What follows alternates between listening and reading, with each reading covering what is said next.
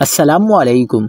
जामिया कराची में तालिबा यूनिवर्सिटी बस की जद में आकर जाबाहक, ड्राइवर गिरफ्तार। तलबा की बड़ी तादाद ने शदीद एहतिजाज रिकॉर्ड कराया। क्या आप हालात हाजरा से आगाही हासिल करना चाहते हैं? खबर के पीछे छुपे असल हकाइक जानना चाहते हैं? तो अभी सब्सक्राइब कीजिए जिलमिल पाकिस्तान को और साथ ही घंटी के निशान पर क्लिक कर दें।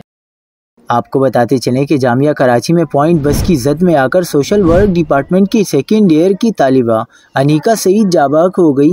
पुलिस के मुताबिक तालिबा बस से उतर रही थी कि इसी दौरान बस रिवर्स करने के दौरान अनीका सईद जद में आ गई और मौके ही पर दम तोड़ गई। वाक़े के बाद जामिया में अफसोस की फ़ज़ा फैल गई, जबकि तलबा की बड़ी तादाद ने एहतिजाज किया। तलबा ने जामिया इंतज़ामिया से मुतालबा किया कि हादसे की तहकीकात कराई जाएँ और मुस्तकिल में ऐसे सानिहात से बचने के लिए जामिया के अंदर ट्रैफिक कंट्रोल के मुअस्सर इंतज़ामात किए जाएँ।